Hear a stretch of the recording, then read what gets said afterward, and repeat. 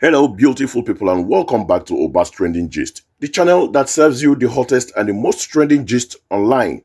I am your host, Oba, and today we have a story that has been making waves all over the social media. Many of you have probably seen the viral video of a passenger, Comfort Emmanson, being escorted off an Ibom Air flight. The initial report and clips painted a certain picture, leading to widespread discussion and debate. Well, today we are peeling back the layers of this story because Comfort Emmanson has come forward to share her side of what happened on that flight. She has released a detailed video explaining the events that led to the confrontation with the flight attendant and her eventual removal from the plane. This is her story in her own words. We are about to play the full video for you so you can hear directly from her.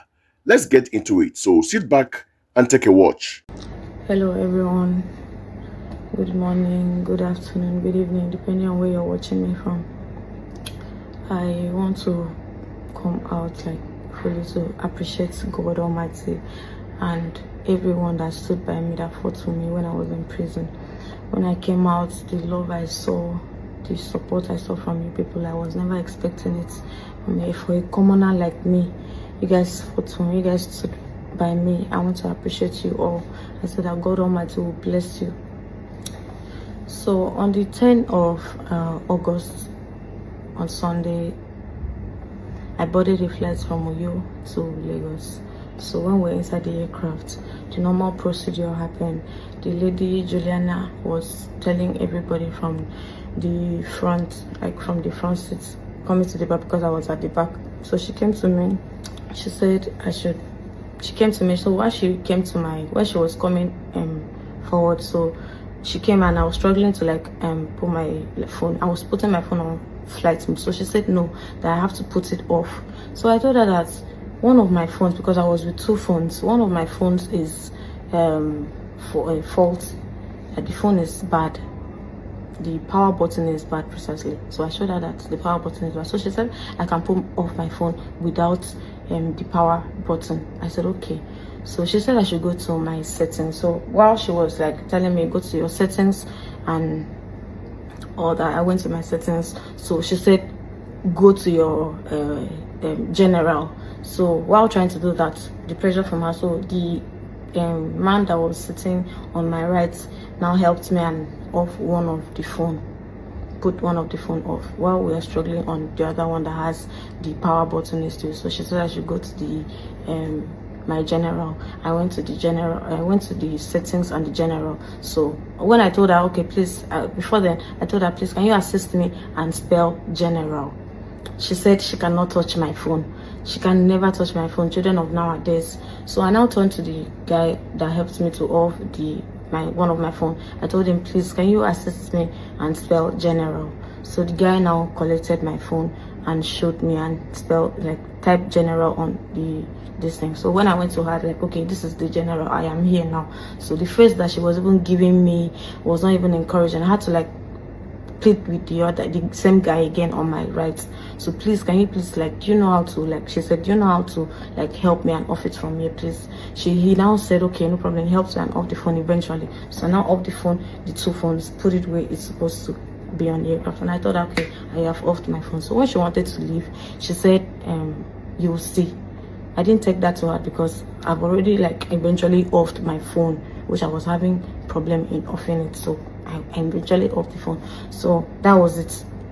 When we landed Lagos, everybody was going out of the aircraft. I was pressed. I went to pee. So going to the toilet, somebody was already inside the toilet, and I had to wait for the person to come out. So when the person eventually came out, I went inside and pee and mostly come out. I cannot stay inside the aircraft, inside the toilet, because it's so small and so uncomfortable to be in there.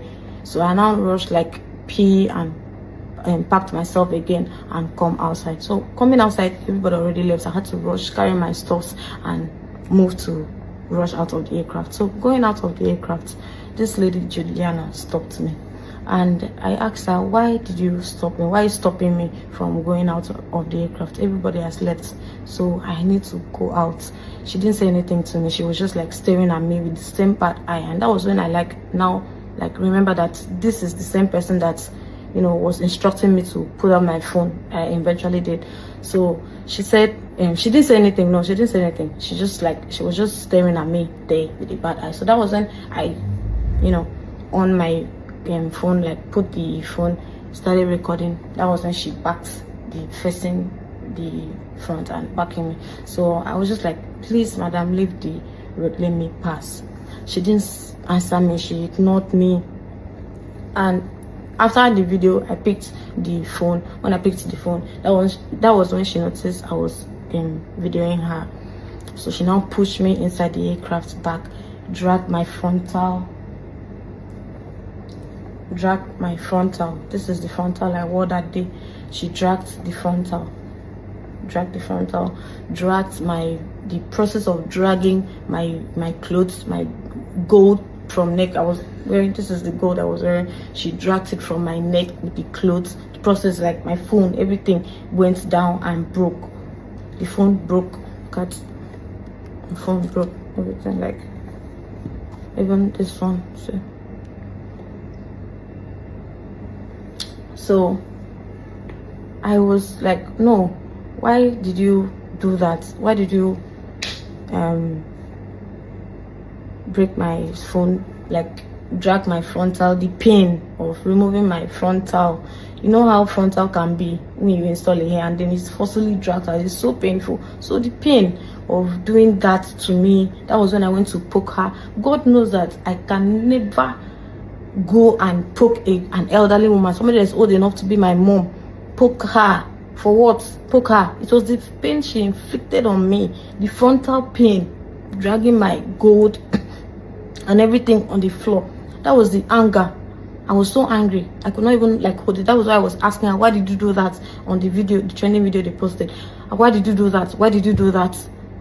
I asked her, why did you? Because you dragging my frontal wig and like dragging me, calling me a prostitute at the process. No, I just had to ask her, why did you do that? Why did you do that? That was why I poked her on the video. Why did you do that? So while on that, the whole thing, like those guys came inside the aircraft and like started like surrounding me, and I was like, why? Now dragged me outside. That was when they dragging me from there. You saw how they dragged me from the video. That was what happened. Like they came inside, dragged me outside, and then at the process, she now like dragged my clothes, and the clothes, it was pin on me because it was pin. I thought that was my inner. It was pin on me. The pain of dragging it and its pain, it's wounded me inside. That the pain and everything, the hair, the frontal pain, this other pain. I was just trying to like help myself when they dragging me out of the, trying to cover myself. My body was out there, and then they were videoing at the process. My body was out. I was even looking for a way to cover it. Some of them were like trying to like touch me, and I was trying to cover myself, defending myself. Like I was the only one there, and they were like surrounding me, trying to cover myself while they were trying to do video. All of them, they surrounded, like videos, cameras everywhere. I was surprised because like I never expected that. Like tearing my clothes and videoing everything, videoing me, my body outside, my naked body outside, plus the pain.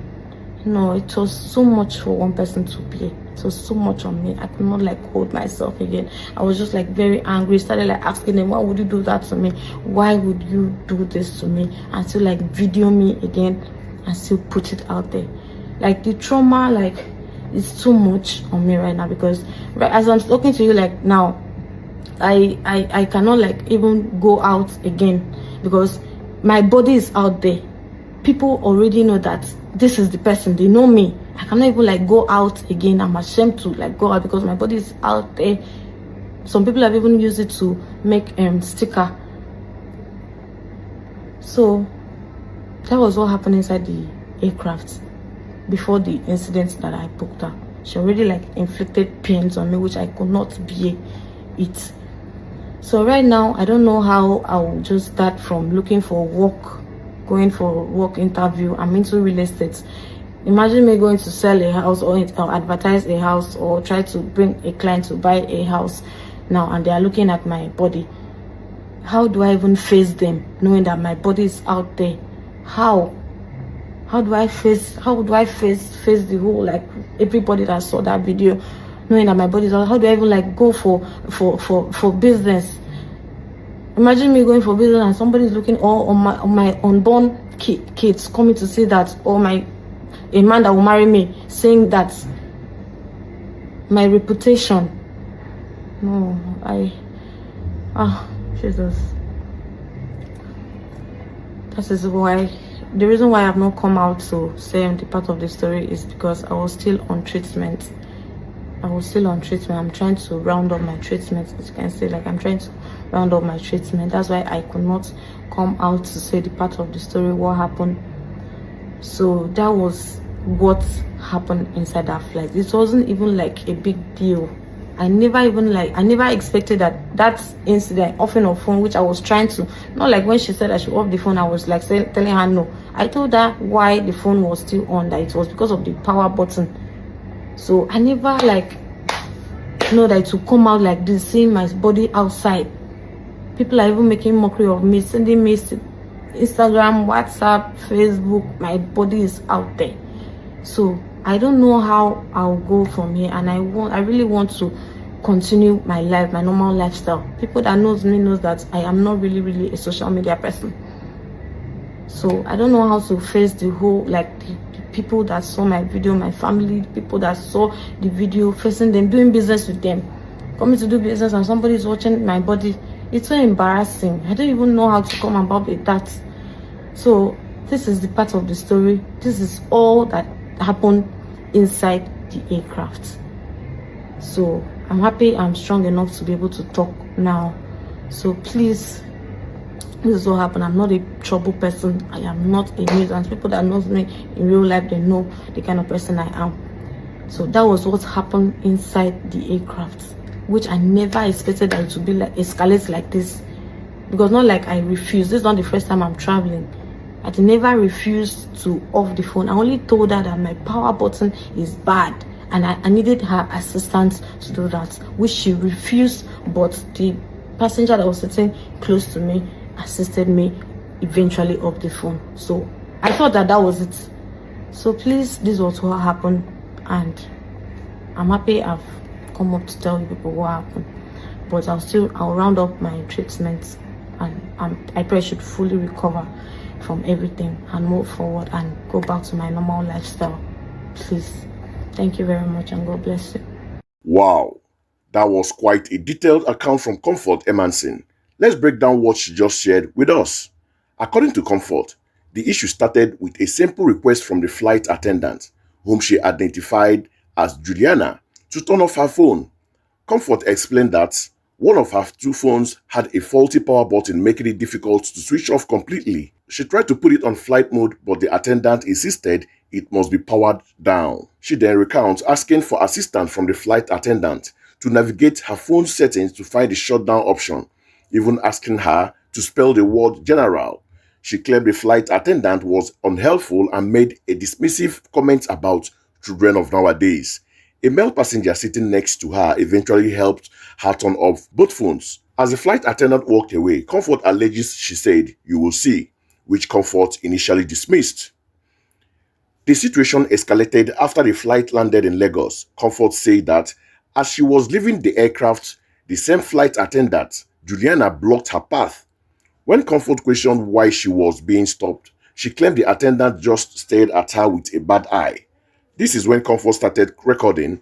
She alleges that the flight attendant then pushed her, dragged her by her wig and a gold chain, which broke in the process, and called her a while tearing her clothes.